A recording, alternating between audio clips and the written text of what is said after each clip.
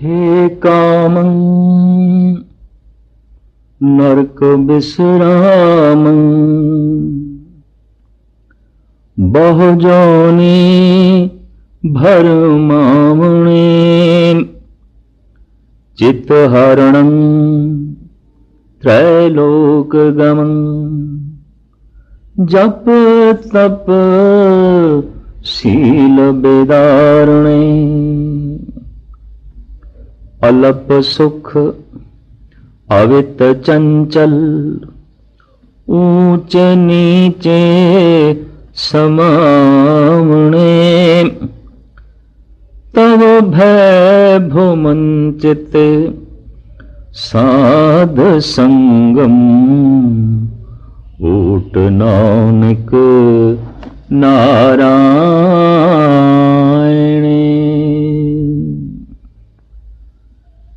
धार्मिक दुनिया विच काम एक ऐसा विषय है, एक ऐसा प्रकरण है, एक ऐसा मजमून है जो अछूता है, जिसते बहुपक्षी विचार नहीं हुई। जे किधरे हुई है इशारतन खुल के नहीं हुई, जे किधरे हुई है दबे हुए अल्फाजां खुले शब्दां विच नहीं। उसका एक कारण भी दिखाई देंदा है। मनुख दा लोभ बाहर प्रगट होंदा है और बाहर भी वो कृत है। धन की पकड़, पदार्थां की पकड़ और उस लई भज दौड़ दिखाई दे जाती है। क्रोधातुर मनुख दा क्रोध भी एक ऐसी कृत है जो बाहर किसी ते प्रगट होंदा है, दिखाई दे जाता है। ये तो इस वक्त क्रोध दे जी रहे। अहंकार बोलां दे राहीं तरह तरह की कृत दे राहीं प्रगट हो जाता है, दृश्यमान है। काम एक अंदरूनी वेग है, एक अंदरूनी बिरती है, एक अंदर दा उछाल है। शायद एक कृत भी अंदरूनी बन गई, पर्दे विच बन गई। क्रोध कृत प्रगट है, लोभ कृत प्रगट है, अहंकार प्रदर्शित होंदा है, लेकिन काम पर्दे विच होंदा है, छुप के होंदा है। इस कृत नूं सब तो छुपाया जाता है, हर एक तो छुपाया जाता है। शायद इसे वास्ते काम की कोई खुल के चर्चा नहीं हुई। इस दे संबंध विच महापुरुषों ने खुल के कुछ लिखिया भी नहीं है। लिखे हुए ग्रंथ मिलते हैं क्रोध के उत्ते, लोभ ते, अहंकार ते, मोह ते, लेकिन ये विषय बड़े बड़े सतपुरुषों की कलम तो भी अछूता रह गया। और मूल कारण यही दिखाई देता है कि कामकृत मनुख सरेआम नहीं करता। ये गल वखरी है कि पशु सरेआम करते हैं, पंछी सरेआम करते हैं और इस कृत नूं दिन दिश करते हैं, जबकि मनुख ने इस कृत नूं रात लई चुनिया है। पढ़दा ते फिर रात दा पढ़दा, छुप के फिर रात दा अंधकार। यही कारण है कि इस दी विचार भी किधरे हुई है बहुत तारीकी विच, बहुत पर्दियां विच, बहुत छुप छुप के हुई है। क्रोध की चर्चा मनुख सरेआम करता है, अहंकार की गल भी सरेआम करता है। बहस मुबासे विच मोह का भी जिक्र आम चलता है, लेकिन काम इसकी विचारधारा, इसकी चर्चा ਇਸ ਦਾ ਬਹਿਸ ਮੁਬਾਸਾ ਵੀ ਕਰਨ ਲਈ ਮਨੁੱਖ ਕਿਸੇ ਵਿਸ਼ੇਸ਼ ਥਾਂ ਨੂੰ ਚੁਣਦਾ ਹੈ ਔਰ ਵਿਸ਼ੇਸ਼ ਵਿਅਕਤੀ ਨੂੰ ਚੁਣਦਾ ਹੈ। ਹਰ ਇੱਕ ਦੇ ਸਾਹਮਣੇ ਇਸ ਦੀ ਚਰਚਾ ਕਰਨ ਲੱਗਿਆਂ ਵੀ ਸੰਕੋਚ ਕਰਦਾ ਹੈ, ਛੁਪਾਉਂਦਾ ਹੈ ਇਸ ਵਿਚਾਰ ਨੂੰ। ਔਰ यही कारण है, चाहे राजनीतिक दुनिया है, चाहे सामाजिक दुनिया है, चाहे धार्मिक दुनिया है, हर विषय के विचार होइए, यही एक विषय है जो अछूता रह गया। जे पुरातन कुछ ऋषियां ने, जैसे कि वात्सायन, कोका पंडित इत्यादि ने काम सूत्र लिखे, तो एक कोई बहुत सारे ग्रंथ नहीं ने, थोड़े ने। और हैरानगी दी गल यह है कि इन्होंने महापुरुषों ने भी जो कुछ लिखे है, काम कृत नूं किवें प्रगट करना है, इस कृत दा किवें प्रयोग करना है, यही लिखे है। अगर कोई महापुरुष ये लिखे कि क्रोध किवें करना चाहिए, इन्हों किवें प्रगट करना है, तो एक गल स्पष्ट हो गई, ये महापुरुष नहीं है। अगर कोई हंकार की व्याख्या इस ढंग नाल करे कि किवें हंकारी बनीदा है ते किवें हंकार नूं प्रदर्शित करीदा है, और हंकार प्रगट करने दे ढंग दसे, उकसाहण दे ढंग दसे, तो ये विचार, ये लेखनी कोई धार्मिक लेखनी नहीं है। और इस संबंध में कोई लिखे कि लोभी किवें बनीदा है और लोभ नूं किवें प्रगट करीदा है, तो वो स्पष्ट होगी गल कि कोई लोभी लिख रहा है। इस वास्ते ऐसा जापदा है वात्सायन ने या कोका पंडित ने काम सूत्र जो लिखे है, काम उभारण लई, काम प्रदर्शित करने लई, कामें किवें बनीदा है और काम नूं किवें प्रदर्शित करीदा है, ये लिखे है। इस वास्ते धार्मिक ग्रंथां दी कोटी दे वात्सायन दे काम सूत्र या कोका पंडित दे काम शास्त्र दर्जा नहीं प्राप्त कर सके। वो एक कामियां दी लेखनी बन के रह गए, कामियां दे पढ़न योग ही जो है रह गए। और अत्यंत वासना ग्रसे हुए मनुखा ने अपनी वासना नूं होर उजागर करने लई उन्होंने पढ़ना पढ़ाना शुरू किया। यही कारण है कि धर्म की दुनिया और समाज की दुनिया ये ग्रंथ प्रतिष्ठा नहीं पा सके। इस अछूते विषय को गुरु नानक देव जी ने, गुरु अर्जन देव जी महाराज ने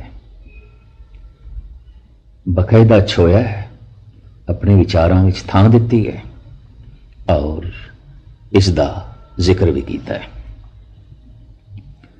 ये तो ठीक है कि जन्म की क्रिया काम आश्रित है, तो जब काम आश्रित है, काम बंद हो जाए, काम रहे ही ना, तो जन्म बंद हो जाएगा। जन्म काम है, काम जीवन का केंद्र है।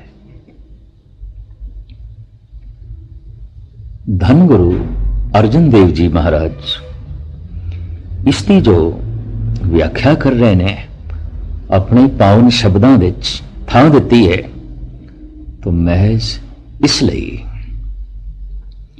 कि जैसे अधिक मात्रा विच खाया होया भोजन अमृत की थां ते जहर बनता है, तंदुरुस्ती की थां ते रोग पैदा करता है, इस तरह असीम काम जीवन विकसित नहीं करता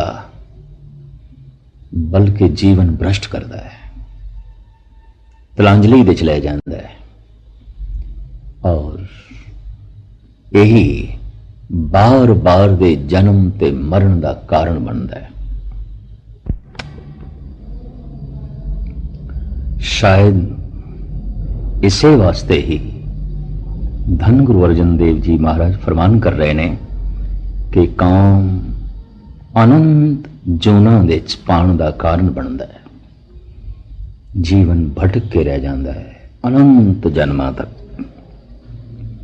आप साफ फरमान करते ने, हे काम नरक बिसराम बहु जौनी भरमावण। इसकी मूल व्याख्या तो इंज बनती है, जब जन्म काम तो होया है तो काम की अंश जीवन विच होवेगी, लाजमी होवेगी। जैसे मां बाप तो शरीर आया है तो शरीर विच मां बाप की अंश मौजूद है। मां की रकत पिता बिन धारा। पातशाही भी फरमान करते ने, पानी मैला माटी गोरी, इस माटी की पुतरी जोरी। पिता दा मैला पानी, मां दी लाल मिट्टी, माटी गोरी गेरवी लाल। इस माटी की पुतरी जोरी। ये गेरवी लाल मिट्टी ते मैला पानी, इसकी सहयोग दे नाल ये मनुखी तन दा पुतला बनिया। मिट्टी ते पानी का मिश्रण किया एक वेग ने, जिसका नाम है काम। इस वेग ने मिट्टी ते पानी नू जोड़े है, तो इस पुतले विच मिट्टी है, पानी है, वो वेग भी है। मां दा खून भी है, पिता दा बिंद भी है इस काया विच, लेकिन काम दा वेग भी है जन्म तो ही। इस बिंद नू, इस खून नू असी काया विचों कढ़ नहीं सकते, ते जिथे उस बिंद नू, उस खून नू इस काया विचों नहीं कढ़ सकते, तो काम नू भी नहीं कढ़ सकते, क्योंकि तिन्हां दे मिश्रण दे नाल ही ते काया दा ढांचा बनिया है, ये पुतला बनिया है। पानी मैला माटी गोरी, इस माटी की पुतरी जोरी। बड़ा सुंदर ये पुतला बनिया।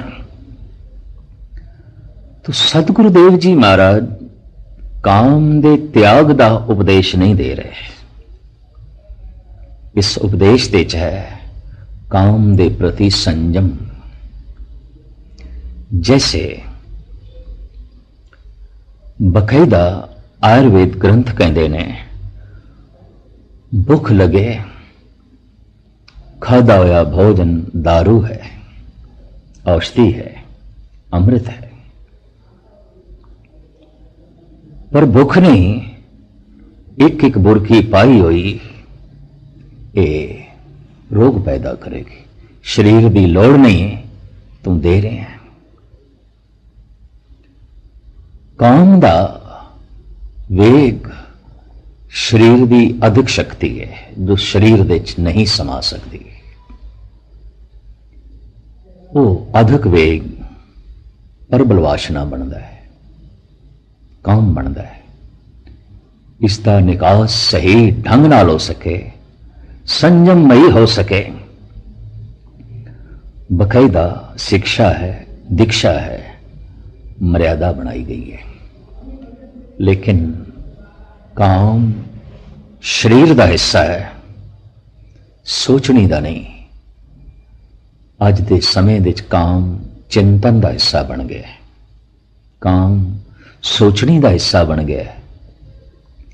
शरीर विच ते है, ये मन विच भी हो गया, चिंतन विच आ गया, सोचनी विच आ गया, विचारां विच आ गया। ताही ते अज जितना साहित्य बाजार विच बिक रहा है, लोकी खरीद के पढ़ रहे हैं, उस साहित्य काम ही काम है। ਸਾਹਿਤਕਾਰਾਂ ਦੀ ਕਲਮ ਕੌਮ ਦੇ ਸੰਬੰਧ ਵਿੱਚ ਲਿਖ ਰਹੀ ਹੈ। ਲਾਜ਼ਮੀ ਸਾਹਿਤਕਾਰ ਕੌਮ ਬਾਰੇ ਸੋਚ ਰਹੇ ਨੇ, ਕੌਮ ਦਾ ਚਿੰਤਨ ਕਰ ਰਹੇ ਨੇ, ਕੌਮ ਦੇ ਵਿਚਾਰ ਉਹਨਾਂ ਦੇ ਅੰਦਰ ਚੱਲ ਰਹੇ ਨੇ, ਕੌਮ ਸੋਚਣੀ ਬਣ ਗਈ ਹੈ। ਕਿਸੇ ਵਕਤ ਸ਼ਾਇਰ ਮਸ਼ਰਿਕ डॉक्टर मोहम्मद इकबाल ने आख्या सी, हिंद के शायर व सूरत गर अफसाना नवीस है बेचारे के आजा पर औरत सवार। भावे उन्हें अपने देश की गल की थी। हिंद के शायर व सूरत गर अफसाना नवीस है बेचारे के आजा पर औरत सवार। ये जो नावलिस्ट ने, कहानीकार ने, ये जो संग तराश ने, ये जो शायर ने, दर्शक ने, विचारक ने, इन्हां दे विचारां दे विच, इन्हां दी लेखनी दे विच, इन्हां दी चित्रकारी दे विच, इन्हां दी संग तराशी दे विच काम ही काम छाया है। मानो काम तो बिना और कुछ है ही नहीं। सारा साहित्य काम आश्रित हो गया है और इसे ही कहानियां, शायरी के आधार पर बनन वालियां फिल्मां काम की प्रदर्शित तस्वीर बन गई। चारों पासे मानो काम ही काम छाया हुआ है।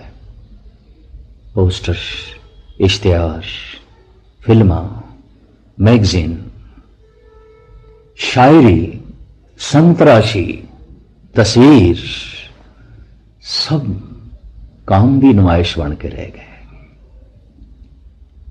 काम चिंतन बन गया, काम विचार बन गया, काम सोचनी बन गया, काम याद बन गया, काम राम बन गया, काम परमात्मा बन गया।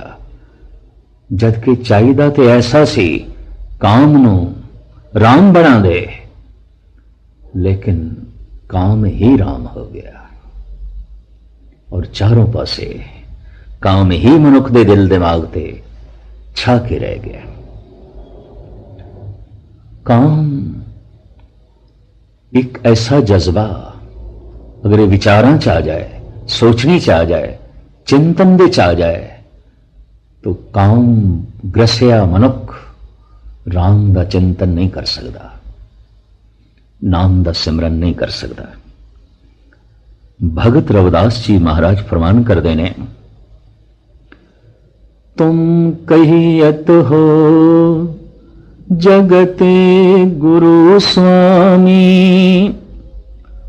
हम कहियते कल जुग के कामी।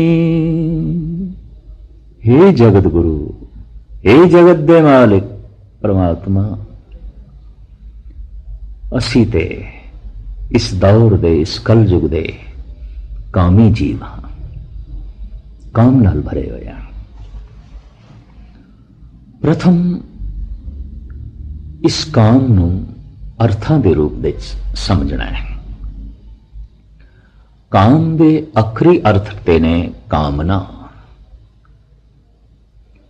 और कामनावां विच बहुत वासना है। इस वास्ते प्रियवाची शब्द बन गया काम वासना। कामना विच पदार्थ होवन तो काम लोभ, कामना सता दी होवे तो काम अहंकार। पर चूंकि कामना बहु वासना दी है, इस वास्ते काम वासना ते शब्द प्रचलित हो गया। काम लोभ, काम अहंकार ये कथनी विच ना आ सके, ये लेखनी विच भी ना आ सकिया। काम दे अर्थ ने कामना, पर चूंकि कामना की ज्यादा वासना है, रूप है, यही कारण है कि काम दे अर्थ ही बन गए वासना, काम दे अर्थ ही बन गए रूप। रूपे कामे दोस्ती, रूपे कामे दोस्ती, भुखे सादे गंड। जैसे स्वाद सारा भुख दे च है, इतना भोजन दे च नहीं, तो वासना रूप ते ही आकर्षित होंदी है, रूप दी तरफ खिंचदी है। तो काम ते रूप दी दोस्ती बन गई। एक शायर ने बड़ा सुंदर लिखा है,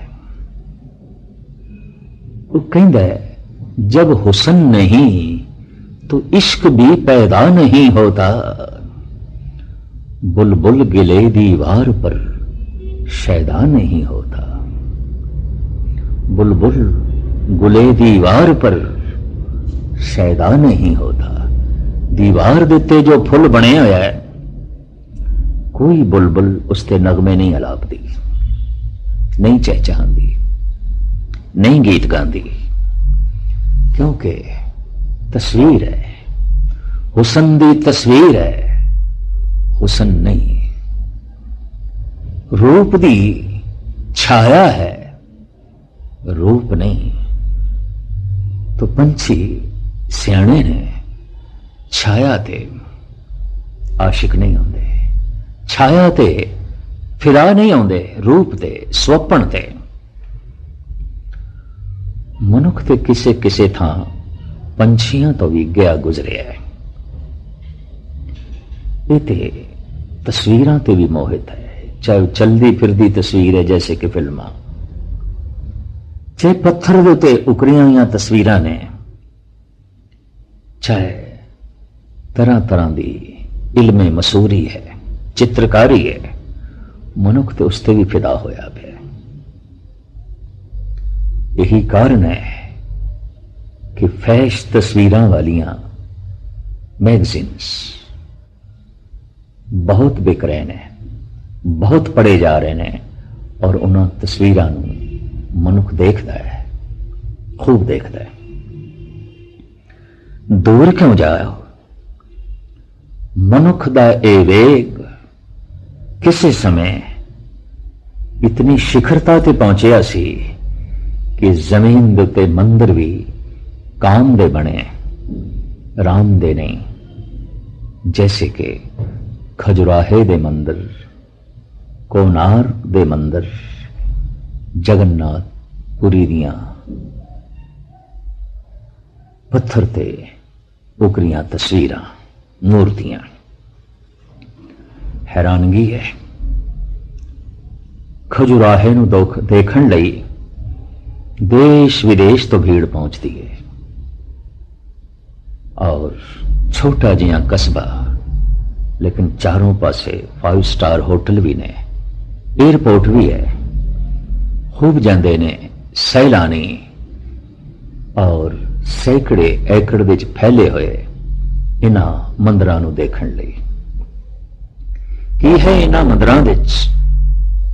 कोई कथा हो रही है, कीर्तन हो रहा है, किसे संत की मूर्ति के दर्शन करने जा रहे हैं, किसे अवतार दे चित्र के दर्शन करने जा रहे हैं, कतई नहीं।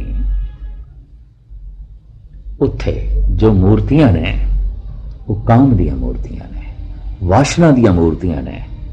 मनुख वेखण जा रहा है, मनुख के अंदर दी वासना इसनूं मजबूर कर रही है कि कोणार्क जांदा है, जगन्नाथ पुरी दियां बाहर दियां तस्वीरां देखदा है, और खजुराहे दे मंदिर देखदा है। इस तो ही स्पष्ट होता है कि मनुख दे इस वासना दे वेग ने मंदिर भी बनाए ते वासना दे बनाए, प्रार्थना दे नहीं। मंदिर भी बनाए ते काम दे बनाए, राम दे नहीं। हुण इस सदी विच, इस युग दे ते दिल दिमाग दे ते एक काम ही छा गया। हर पासे इसदी विचार, इसदी प्रदर्शनी अखबारां विच, शायरी विच, फिल्मां विच, साहित्य विच तरह तरह ਦੀਆਂ ਤਸਵੀਰਾਂ ਵਿੱਚ और चारों पासे इतना काम ਦਾ ਪ੍ਰਗਟਾਵਾ ਹੋਵੇ, प्रचार होवे, तो कोई ध्यानी, कोई साधक राम का चिंतन करे। इस युग विच कठिनाई है, अगर वो कर सके तो महान है। भगत रविदास जी महाराज नूं इत्थे ही दुखत होके कहना पिया, तुम कहियत हो जगत गुरु स्वामी, हम कहियत कल जुग के कामी। इसी काम दे हड़ विच बह गया समुचा मगरब, यूरोप, अमेरिका, कनाडा, और बदकिस्मती है ये भारत जो सदियों तक धार्मिक देश रहा है और धर्म की महिमा इत्थे बड़ी प्रगाढ़ रही है।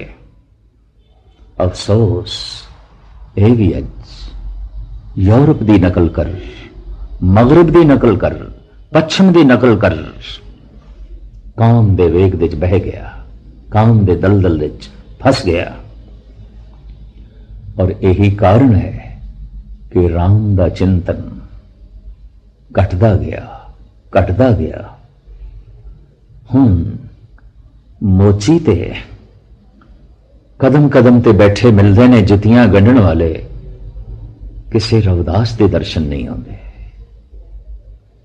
कपड़े बुनन वाले ते बहुत मिलते ने, कबीर के दर्शन नहीं आते। नाई ते बहुते ने, सैन किथे। कपड़ियां नूं रंगण वाले ते बहुते ने, पर नामदेव किथे। चेतने महाप्रभु ये किथे। हुण कोई मीरा एक तारा लैके भजन विच डुबी हुई नहीं दिखाई देती। हुण कोई माता भाग कौर सूरबीरता की मूर्ति नहीं दिखाई देती। समूह जगत इसे ही वहण विच वह तुरिया है, इसे ही हड़ विच वह तुरिया है। और धन गुरु अर्जन देव जी महाराज इस पावन पवित्र श्लोक विच इसी वेग का जिक्र कर रहे ने। हे कामं नरक विश्रामं, बहु जोनी भरमावणे, चित हरणं त्रैलोक गमं, जप तप सील बेदारणे। हे काम, तू कीते हुए जप नु, कीते हुए तप नु, शील नु भंग करने वाला है। ना तू संयम रहन देना है, ना तू शर्म रहन देना है, ना तू जप रहन देना है, ना तू तप रहन देना है। इतना चंचल कर देना है कि मनुख लई राम का चिंतन कठिन हो जाता है। निहचल नाल जुड़ना कठिन हो जाता है। चंचल का मतलब है चल चल चल। इतना चलायमान कर देना है मन को, वो जो निहचल है, नहीं चलता, टिकिया होया है, उस नाल टिकना, उस नाल जुड़ना कठिन हो जाता है। और जीवन चंचलता दे वहण विच बह तुरदा है। अगम्य महान मिलिया ए जीवन काम की भेंट हो जाता है। जद के जीवन मिलिया सी राम नूं भेंट करन लई हो गया काम की भेंट। अगर काम प्रार्थना बन जाए तो राम प्रगट होता है। काम वासना बन जाए तो फिर जीवन काममयी हो जाता है। काम का रूप बन जाता है, वासना का रूप बन जाता है।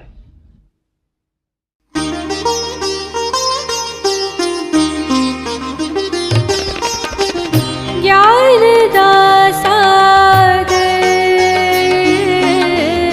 ज्ञान दा सागर, ज्ञान दा सागर, ज्ञान दा सागर।